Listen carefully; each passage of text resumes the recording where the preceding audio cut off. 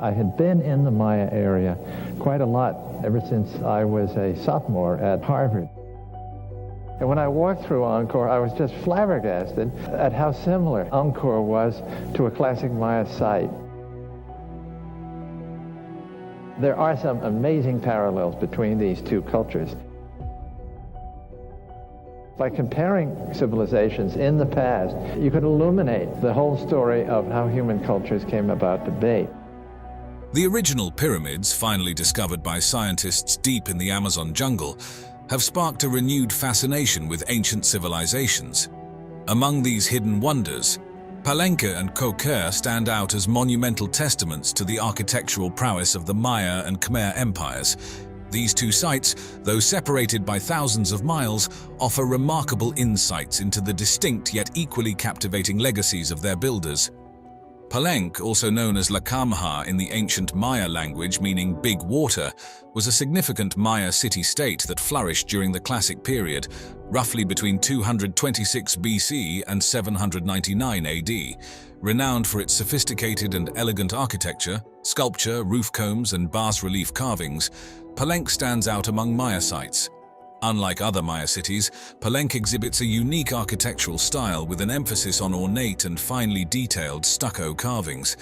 The most iconic structure at Palenque is the Temple of the Inscriptions, the largest and most important stepped pyramid in the city. Constructed as a funerary monument for Kinich Janab Pakal, known as Pakal the Great. The Temple of the Inscriptions is named for the three large hieroglyphic panels that adorn its interior.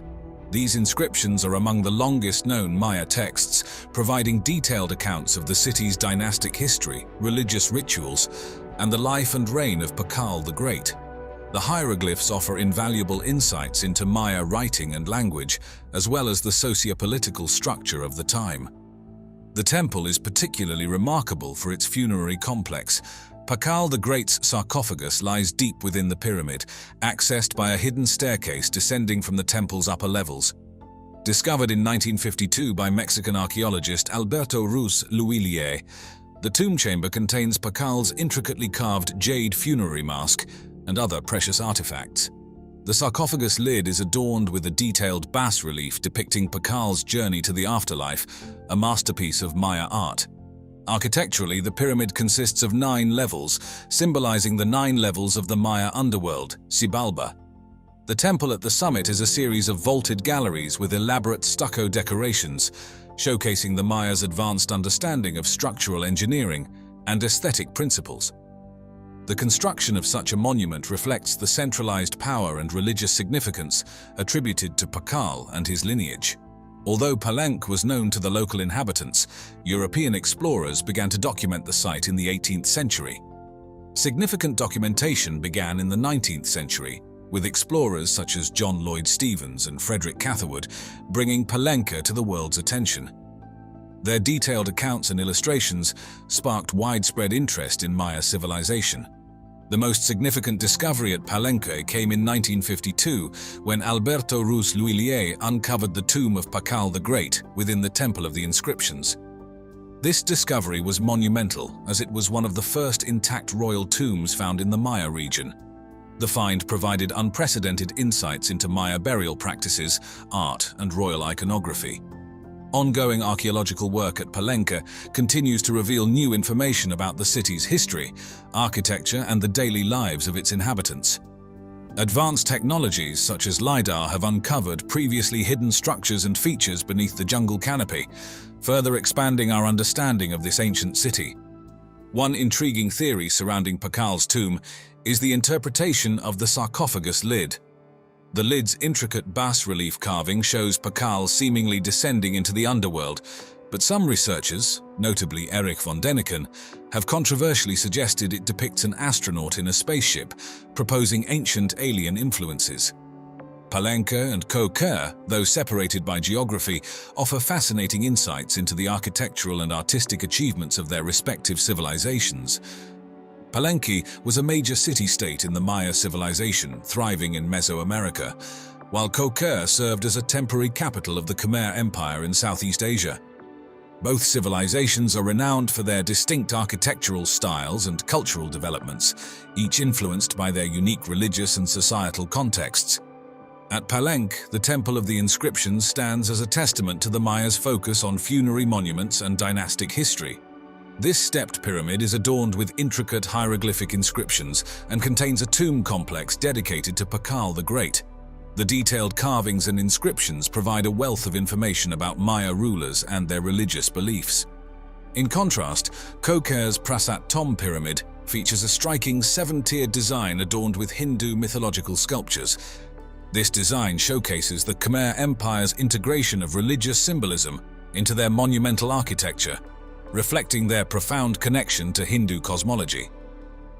Both Palenque and Koh Ker were reclaimed by the jungle after being abandoned and were rediscovered by explorers in the 19th century. Palenque has benefited from extensive study and preservation efforts, with ongoing archaeological work continuously revealing new aspects of Maya civilization.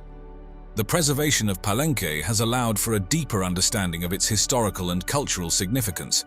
Koh Ker, while also studied, has faced significant challenges with looting and preservation.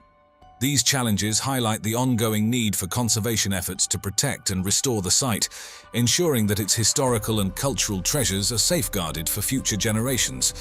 Koh Ker, located in Preah Vihear Province, Cambodia, served as the capital of the Khmer Empire for a brief period during the reign of King Jayavarman IV from 928 to 944 AD. This site, hidden deep within the Cambodian jungle, is home to a vast array of temples and structures, showcasing a distinct architectural style that sets it apart from the more famous Angkor Wat complex. Despite its relatively short-lived prominence, Koh Ker left behind a remarkable legacy of monumental architecture. The most prominent structure at Koh Ker is Prasat Tom, a 7-tiered step pyramid that rises dramatically from the surrounding jungle, standing about 36 meters high. This pyramid's unique construction and monumental scale reflect Jayavarman IV's ambitious building program and his desire to establish a new religious and political center. Unlike typical Khmer temples, which usually feature a central sanctuary atop a single elevated platform, Prasat Tom's 7 tiers culminate in a small sanctuary at the summit. Koh Ker is also known for its numerous intricately carved sculptures and reliefs depicting Hindu deities and mythological scenes. One of the most famous sculptures from the site is a colossal Garuda, a mythical bird-like creature standing over 4 meters tall. These artworks demonstrate the Khmer Empire's mastery of stone carving and their rich mythological tradition. Additionally, the site features an extensive water management system, including large reservoirs and canals, indicating advanced hydraulic engineering. These features highlight the importance of water in Khmer cosmology and their sophisticated understanding of water control and distribution. Koh Ker was largely abandoned and reclaimed by the jungle until its rediscovery in the late 19th century. French explorer and naturalist Henri Mouhot, known for his rediscovery of Angkor Wat, documented Koh Ker during his travels. His accounts helped bring the site to the attention of the wider world. Systematic archaeological investigations began in the 20th century, with significant efforts by French archaeologists. However, the site remains partially unexplored due to its remote location and dense jungle. Ongoing excavations continue to uncover new structures and artifacts, providing a deeper understanding of Koh Ker's history and significance. The site has faced challenges with looting, particularly during periods of political instability. Efforts are ongoing to preserve and restore Koh Ker, with many artifacts having been repatriated and conservation projects underway. International collaboration has been crucial in protecting and studying this important archaeological site. King Jayavarman IV's reign marked a departure from the established capital at Angkor, with Koh Ker serving as a testament to his ambition and power. The city's construction in a relatively short period reflects significant organizational and logistical capabilities. Jayavarman IV's decision to relocate the capital may have been influenced by strategic, political, or personal motivations, and his architectural legacy at Koh Ker remains a subject of scholarly interest. Koh Ker's location in the dense jungle may have been strategic, providing resources and a defensible position. The site's extensive network of temples and reservoirs suggests it was a major religious and economic center during its brief prominence. The choice of location also highlights the Khmer Empire's ability to adapt and thrive in diverse environments. Everyone goes to the big Mayan sites, or they go to Teotihuacan and Mexico City because they're impressive. Whereas the Olmec sites, there's not much left. I've been to these sites several times now, all of them. We've been to pretty much every known Olmec site there is. But the Olmecs, really, they're characterized by the megalithic stone heads. Very unusual features that appear to be native Mexican, Native American. The ancient Olmec civilization, often considered the mother culture of Mesoamerica, was a mystery hidden beneath the jungles of southern Mexico for centuries. The discovery of this mysterious civilization began in the 19th century, when European explorers and archaeologists started to uncover the remnants of a once great society that predated the Maya and the Aztecs by hundreds of years. The first significant discovery attributed to the Olmecs occurred in 1862, when a colossal stone head was found near the town of Tres Zapotes in the Mexican state of Veracruz. José Melgar Serrano, a Mexican archaeologist, was the first to document this find.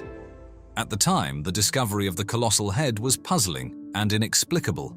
Melgar was struck by the head's unusual features, which he described as having Ethiopian traits. This observation led to early speculations about the origins of the civilization responsible for the head, and some even suggested connections to Africa or Asia, long before the Olmecs were understood in their own right. The mysterious nature of the discovery was further compounded by the lack of context. The head, standing over 6 feet tall and weighing several tons, was unlike anything else found in the region. It wasn't until the early 20th century that further discoveries began to shed light on the civilization responsible for these colossal sculptures. In the 1920s and 1930s, archaeological investigations led by pioneers like Franz Blum and Matthew Stirling provided more substantial evidence of the Olmec civilization. Stirling, an American archaeologist, conducted extensive excavations in the Gulf Coast region, where he uncovered more colossal heads, as well as other monumental sculptures and artifacts. These findings were concentrated in 3 main sites: San Lorenzo, La Venta, and Tres Zapotes, which are now recognized as major Olmec centers. The size and scale of the structures discovered during these excavations were astonishing. The colossal stone heads, which are perhaps the most iconic artifacts of the Olmecs, range in height from 1.5 meters to over 3 meters and can weigh up to 40 tons. To put this into perspective, a single stone head can be as heavy as 10 African elephants combined. These sculptures were carved from basalt, a volcanic rock that was transported from quarries located over 60 miles away from the sites where the heads were found. The discovery of the Olmec civilization was shrouded in mystery from the beginning. The colossal heads, with their distinctive facial features and helmet-like headdresses, sparked intense curiosity and debate among scholars. Who were these people? What was the purpose of these massive sculptures? How did they transport such enormous stones without the use of the wheel or draft animals? One of the most interesting aspects of the Olmec heads is the precision and skill with which they were carved. Despite their immense size, the heads are remarkably detailed, with intricate facial expressions, realistic features, and a sense of individuality that suggests they may represent specific rulers or important figures in Olmec society. The helmets worn by the figures have led some to speculate that they might have been warriors, ballplayers, or even deities. The question of how the Olmecs transported these massive stones remains one of the great mysteries of Mesoamerican archaeology.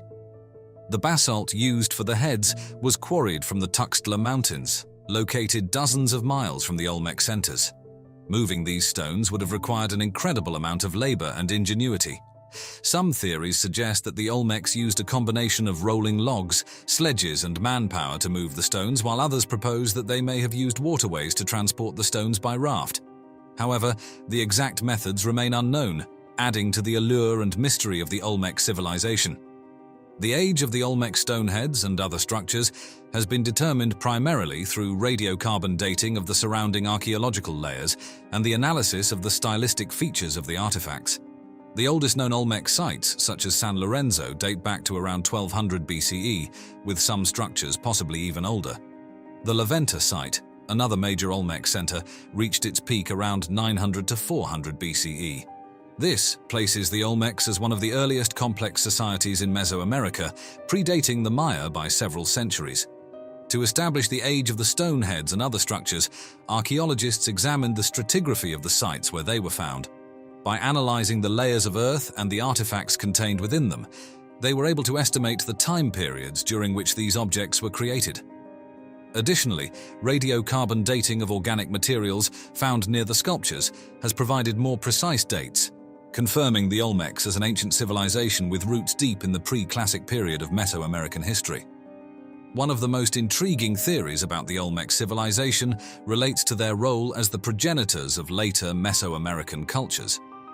The Olmecs are often called the mother culture of Mesoamerica because they appear to have laid the foundations for many cultural and religious practices that were later adopted and adapted by the Maya, Aztecs, and other civilizations.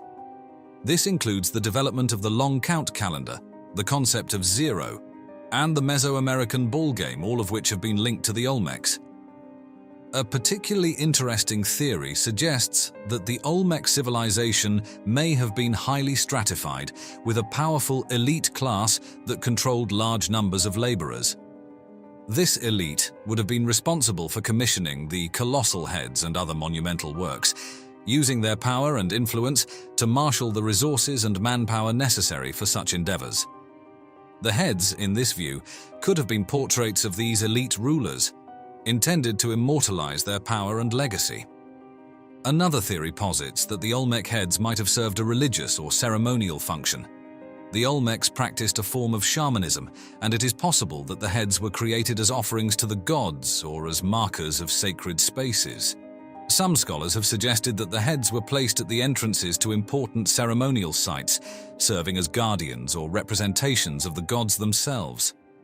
The decline of the Olmec civilization remains one of the most enduring mysteries in the study of ancient Mesoamerica. By around 400 BCE, the major Olmec centers of San Lorenzo and La Venta had been abandoned, and the once thriving civilization had all but disappeared.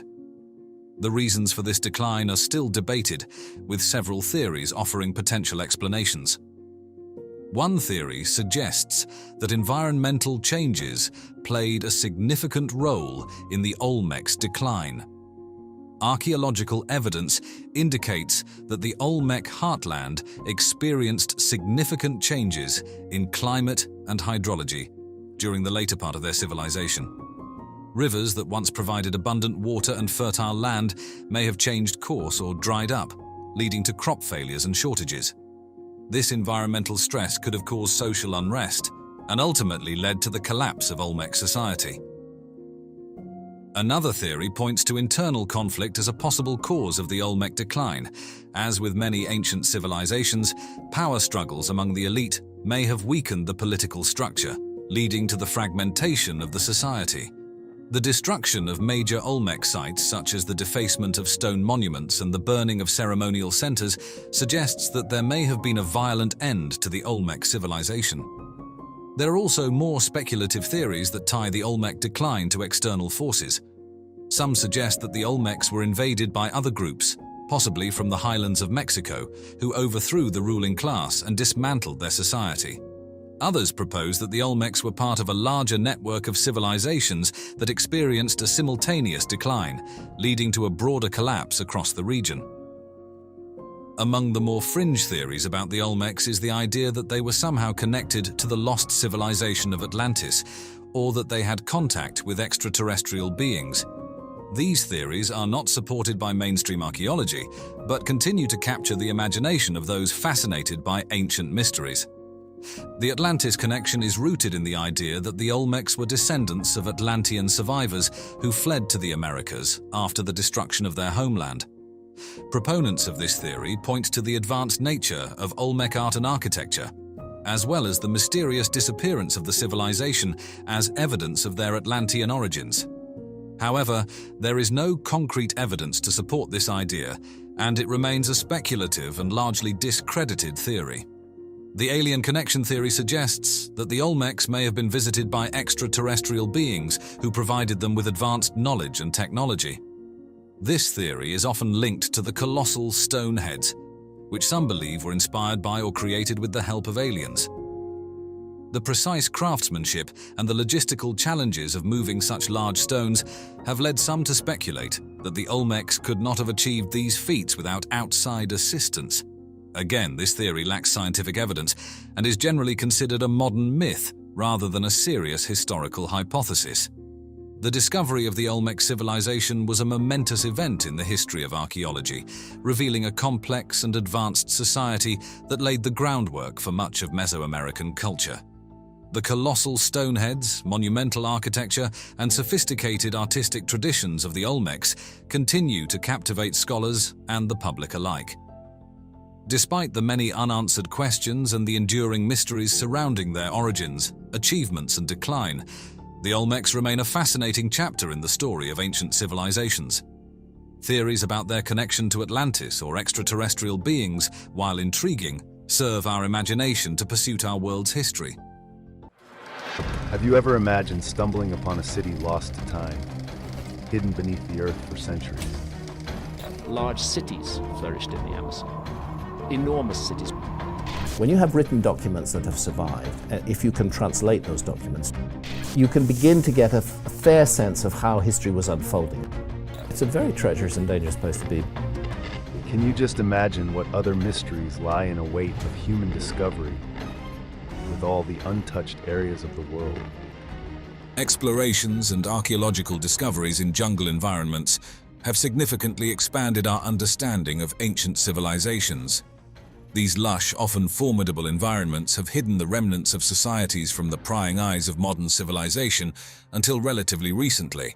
But now, with newer technologies, we are able to look into these jungles without having to venture on foot. The lost city of the monkey god, also known as La Ciudad Blanca or the White City, has been shrouded in mystery and legend for centuries. Tucked away in the dense and nearly impassable jungles of the Muisca region in Honduras, this enigmatic city captured the imagination of explorers, historians, and archaeologists who dreamed of uncovering a forgotten civilization. It first came into the limelight with aerial photographs in 1939 suggesting its existence, but it was not until the use of Lidar technology in 2012 that significant discoveries were made. Lidar, which stands for light detection and ranging, uses laser light to map the ground below dense forest canopies, revealing hidden structures like plazas, mounds, and an impressive pyramid, which confirmed the presence of a major pre-Columbian settlement. Further explorations on the ground uncovered stone sculptures with Maya-like iconography, intricate terraces likely used for agriculture, and large communal plazas, all suggesting a bustling ancient community. The architecture seen here, especially the pyramid, aligns with traditional Mesoamerican styles, indicating a complex society that once thrived in what is now a remote and difficult-to-access area. The city's location, deep within the Muisca's diverse yet hostile rainforests, shielded it from modern looters and remained a daunting challenge for archaeologists due to the harsh conditions. Local myths have added to the allure of La Ciudad Blanca, with tales suggesting the area is protected by supernatural forces and cursed, a narrative possibly rooted in the indigenous reverence for their spiritual and cultural heritage. This has given rise to various names for the city, including the City of the Monkey God, where legend has it that a giant simian deity resided. The comparison of this site to Machu Picchu, discovered by Hiram Bingham in 1911, highlights stark differences. While Machu Picchu's high Andean location and dry climate helped preserve its structures, La Ciudad Blanca faces the relentless forces of a wet jungle that rapidly degrades man-made constructions and is fraught with perilous wildlife and diseases, making explorations particularly risky. Despite these challenges, La Ciudad Blanca is as much an ecological treasure as it is an archaeological one. Positioned in a largely untouched jungle area, it plays a vital role in local biodiversity. The ongoing explorations are slowly unraveling the complexities of Mesoamerican cultures and their interconnectedness, providing valuable insights into how ancient civilizations managed to adapt and flourish in some of the most challenging environments on Earth. Each discovery at this site contributes essential pieces to our understanding of human history in the Americas, promising more revelations from this mystical city as research continues. Machu Picchu, often hailed as the lost city of the Incas, is a marvel of ancient engineering and design, first brought to global attention by historian Hiram Bingham in 1911. This well-preserved site, nestled between the Andean mountain peaks of Peru and above the Urubamba River Valley, offers not only breathtaking views but also a window into the sophisticated society of the Incas. The city's layout and the assembly of its buildings, large stone blocks cut and fitted together without mortar using a technique known as ashlar, reflect a high degree of architectural skill and understanding of seismic structural integrity, important in the earthquake-prone Andes. The urban design of Machu Picchu includes distinct residential, religious, and agricultural zones, optimally arranged to use the steep terrain to their advantage. Among its most significant structures are the Intihuatana stone, believed to have served as an astronomical clock or calendar, the Temple of the Sun, whose circular construction is aligned with the solstices, and the Room of the Three Windows, which holds cosmological importance and is positioned to catch the first rays of morning light.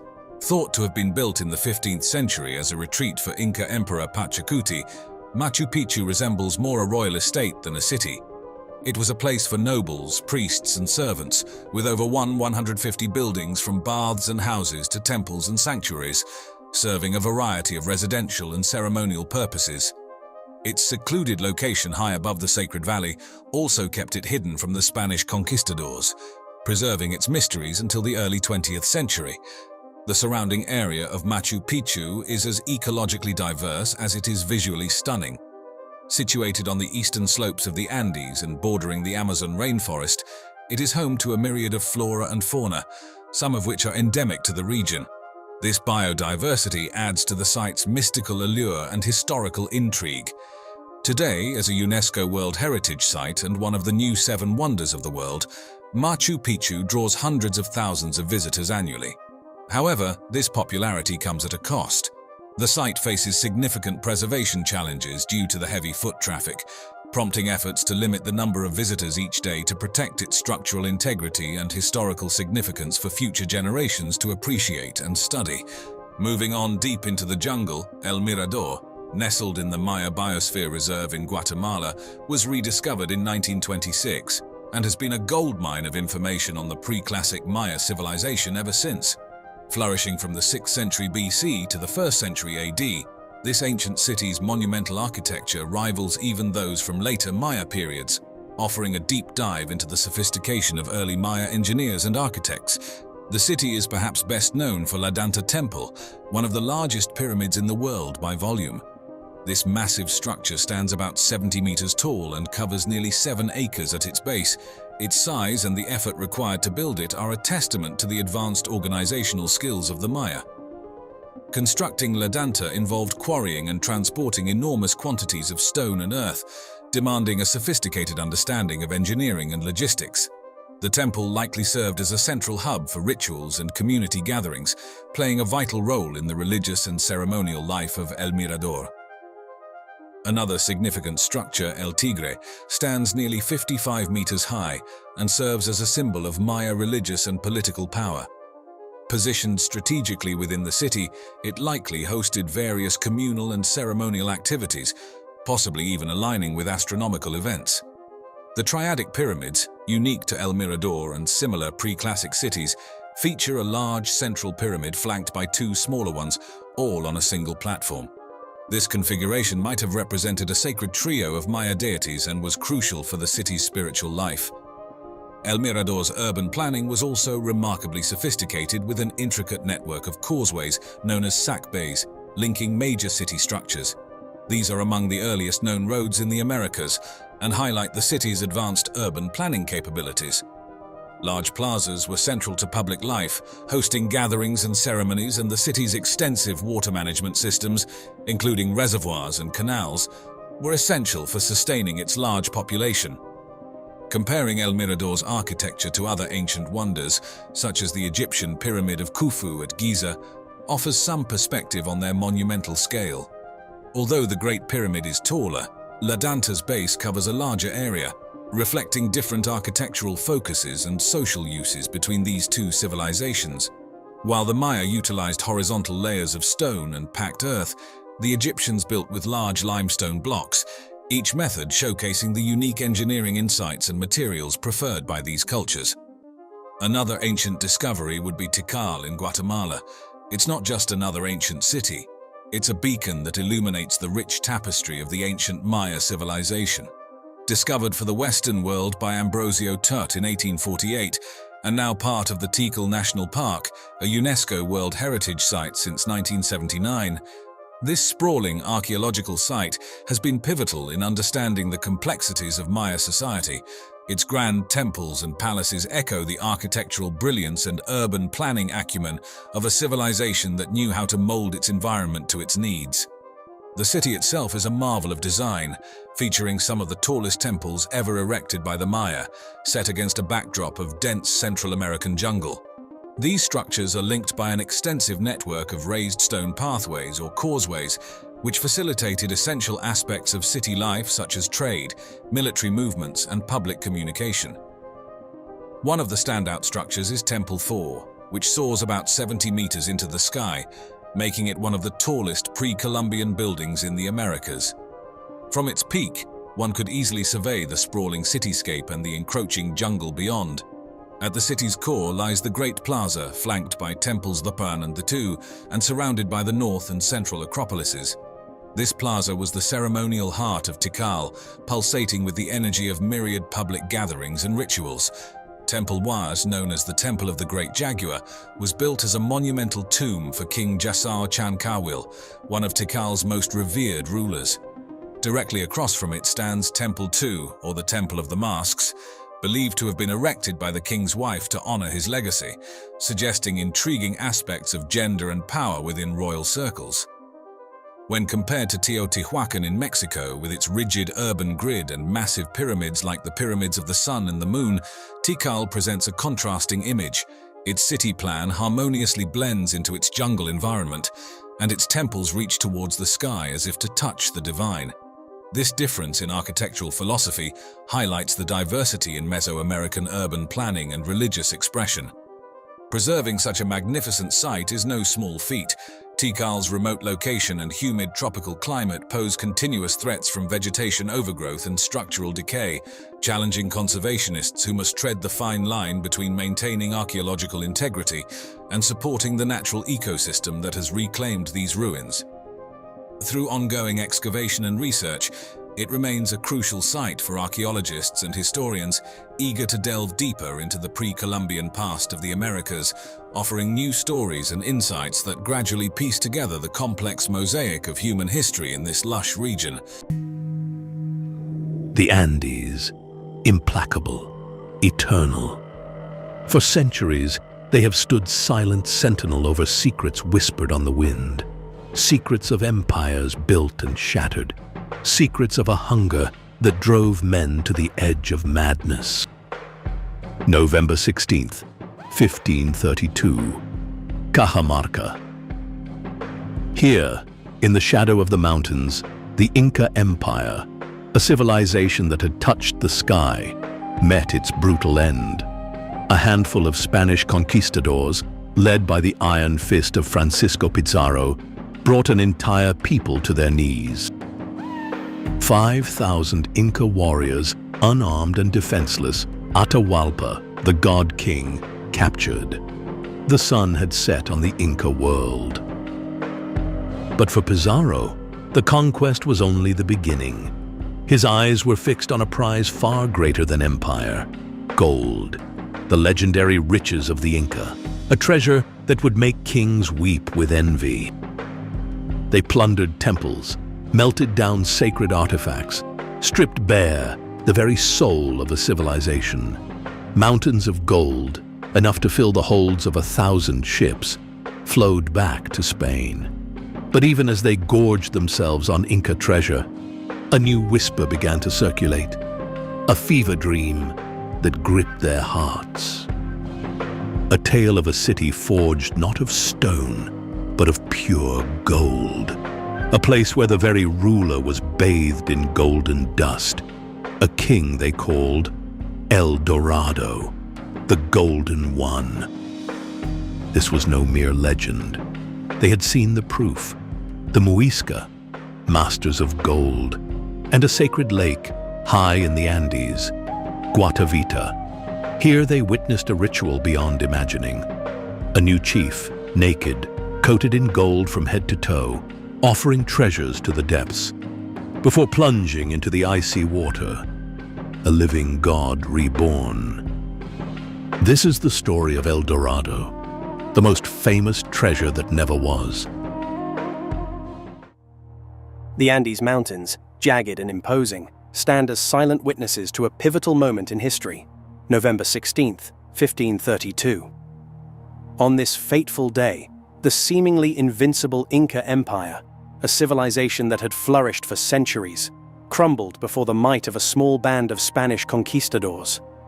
Led by Francisco Pizarro, a man driven by an insatiable hunger for wealth and glory, the Spanish captured Atahualpa, the last Sapa Inca, the emperor believed by his people to be a living god.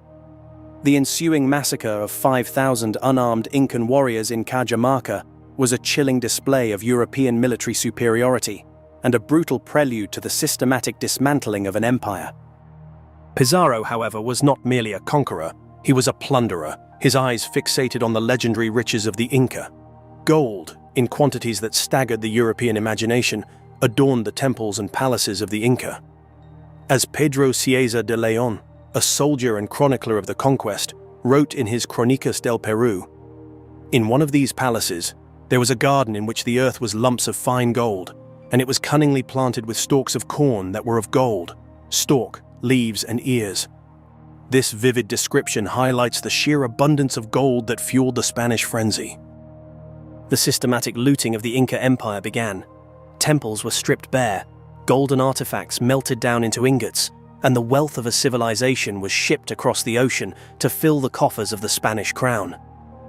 But even as the Inca gold flowed into Europe, whispers of another, even greater source of riches began to circulate among the conquistadors. These were tales of a city, a kingdom, where gold was not merely a symbol of wealth, but the very fabric of existence. A place where the streets were paved with gold, the buildings constructed from it, and the ruler himself was covered in it. This was the legend of El Dorado, the Golden One. Driven by this intoxicating legend, the conquistadors ventured beyond the conquered Inca territories, pushing deeper into the uncharted heart of South America. They braved treacherous jungles teeming with unknown dangers, navigated the labyrinthine waterways of the Amazon, and scaled the dizzying heights of the Andes, their eyes constantly searching for any sign of the fabled Golden City. They were not merely explorers, they were treasure hunters, fueled by a potent cocktail of greed, ambition, and a near-religious belief in the existence of El Dorado. This belief was further reinforced when they encountered the Muisca, an indigenous civilization that thrived in the highlands of present-day Colombia. The Muisca, unlike the Inca, did not build vast empires or monumental cities. Their power resided not in territorial conquest, but in their mastery of gold work and their complex spiritual beliefs. Spanish chroniclers like Juan de Castellanos were astounded by the Muisca's skill with gold. In his epic poem Elegías de Varones Ilustres de Indias, Castellanos describes their artistry. They are great artificers of gold, and whatever they make is very perfect. They cast it, they make hollow figures, they solder it with great skill, and they make of it whatever they will and whatever is desired of them. The Muisca created intricate gold objects, tuños, votive figures, jewelry, masks, and elaborate pectorals, often depicting animals, deities, and scenes from their mythology. But it was the Muisca's unique ritual at Lake Guatavita that truly cemented the connection between them and the legend of El Dorado. This sacred lake, nestled high in the Andes, was the stage for a ceremony of profound spiritual significance. Gonzalo Fernández de Oviedo y Valdés, in his Historia General y Natural de las Indias, provides a detailed, though perhaps embellished, account.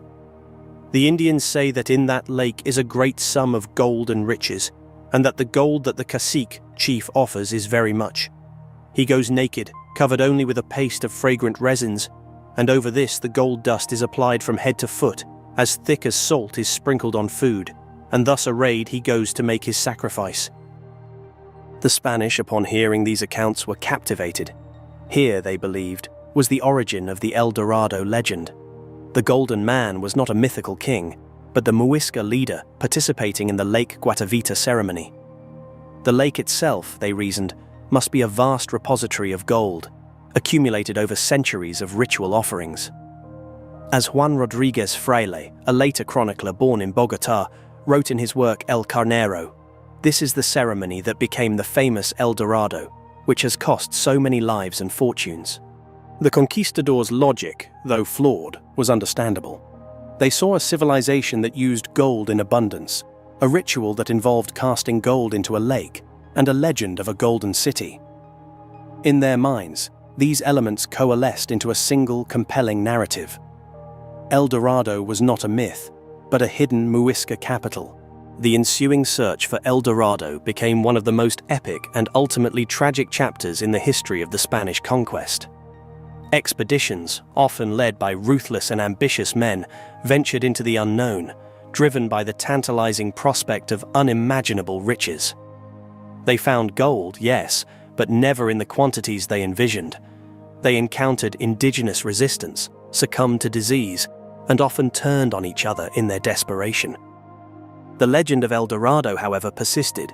It evolved and adapted, taking on new forms and meanings. It became a metaphor for the insatiable human desire for wealth and the destructive power of greed. It also became a symbol of the unknown, the unexplored, and the enduring allure of the mythical. Even today, the name El Dorado evokes a sense of mystery and wonder, a reminder of a time when the world was still full of uncharted territories and the possibility of discovering something truly extraordinary.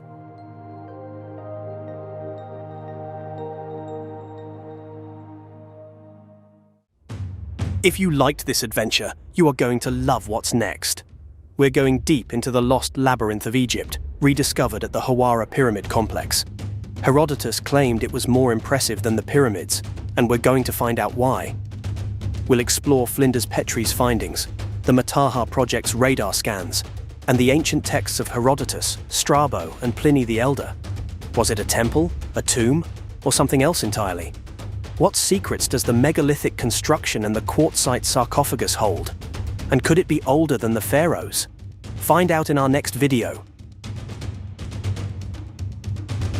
The dense, sprawling rainforests of the Amazon basin have long been viewed as pristine wildernesses, largely untouched by human hands. But as we delve deeper into its recesses, an entirely different picture begins to emerge. Most of our earlier perceptions of the Amazon were informed by explorers' tales and early aerial surveys, which gave us a vision of an impenetrable forest and an inhospitable land. The narrative held that this vast expanse was a green desert, with sporadic indigenous tribes living in harmony with nature, barely altering their surroundings. But with advancing technology and more in-depth archaeological expeditions, this story is undergoing a major rewrite.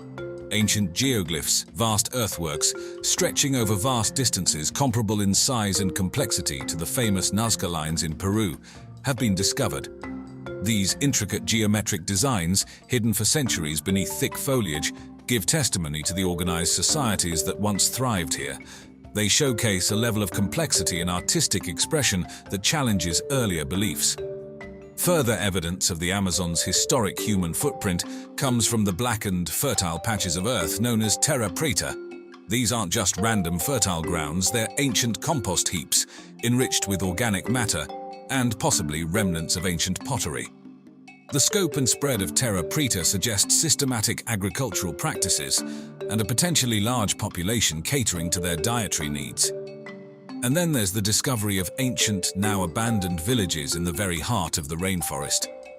Built with defined structures, these settlements disrupt the long-held belief that large-scale communities never existed in the Amazon due to the rainforest's harsh living conditions.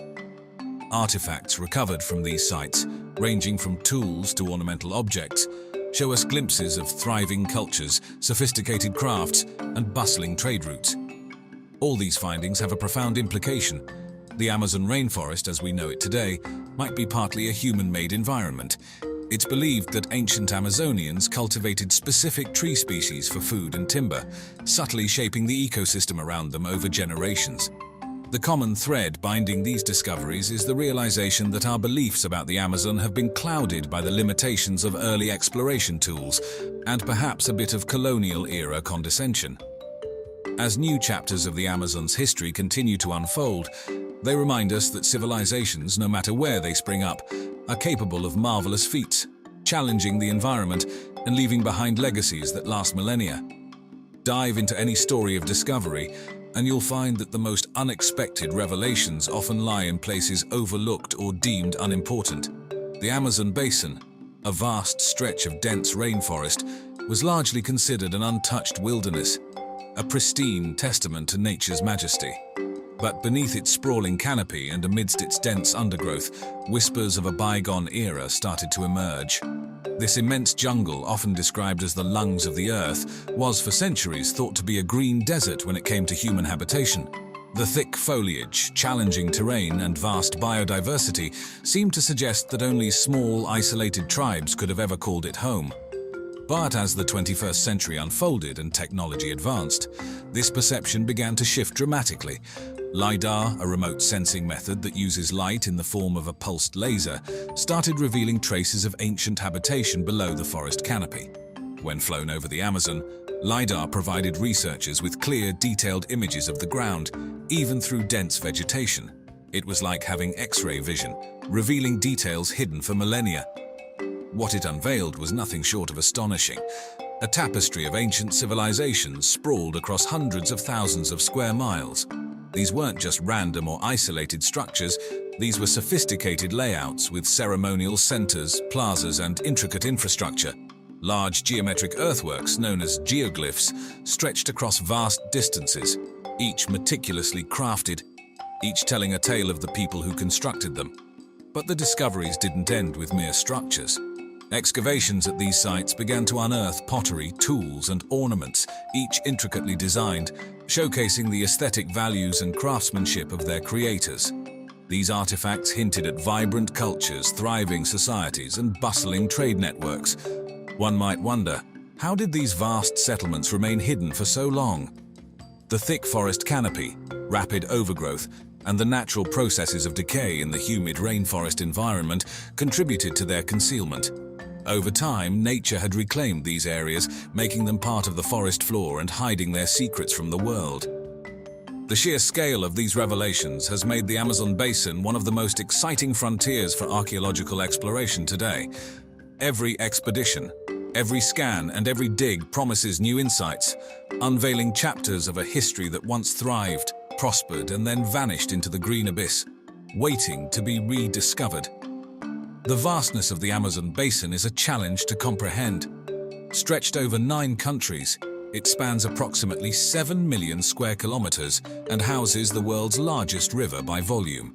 To put it into perspective, it's almost twice the size of India, or roughly equivalent to the 48 contiguous states of the USA. This sheer expanse has often led to a perception that such a large area was inhospitable for large-scale human habitation, especially considering the challenges the region presents: dense forests, vast waterways, and a rich diversity of fauna that includes both spectacular wonders and threats to human life. Yet the artifacts and settlements emerging from the jungle are challenging this perception, showing that not only did civilizations inhabit the Amazon, but they did so at a scale previously unimagined. The findings suggest that up to 10 million people may have once lived in the Amazon, a number comparable to some of the most populated areas in the ancient world. The geoglyphs, for instance, which were found scattered across the Amazon in their thousands, weren't just small, isolated designs. Some were as large as 13 square kilometers, a size that could easily encompass modern-day cities. The intricate network of villages, roads, and ceremonial centers points towards a level of organization that is nothing short of urban planning.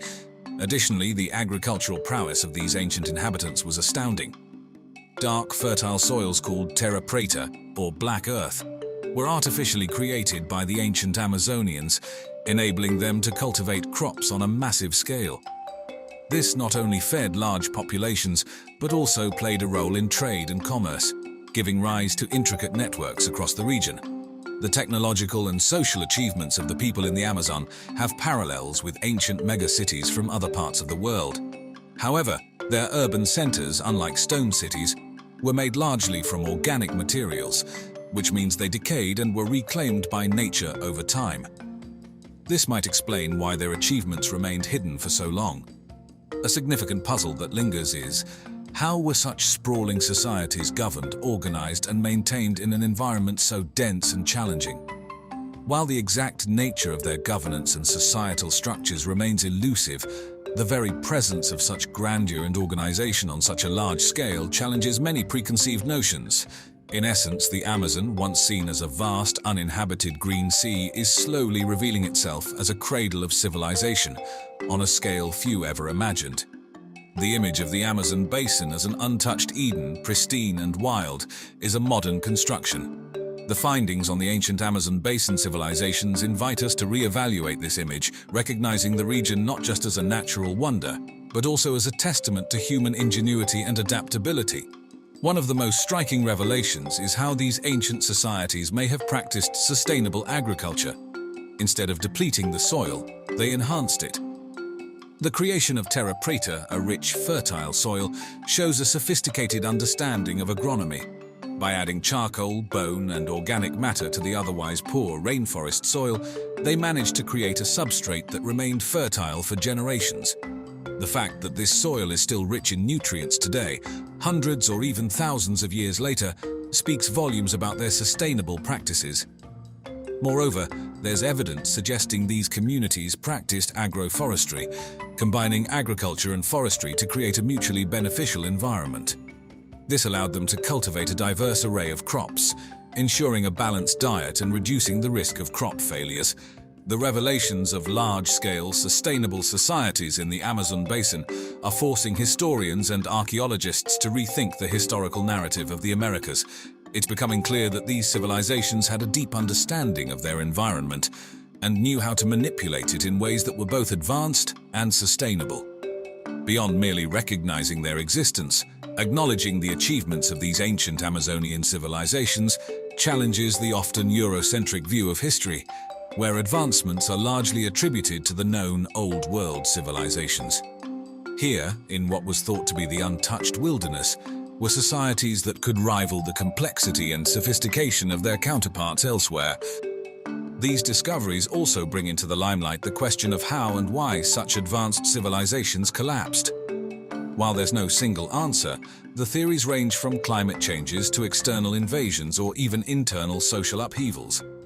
One thing, however, is for certain: the shadows of the past often hold mirrors to the present, and there's much we can learn about sustainability, resilience, and culture from the ancient denizens of the Amazon.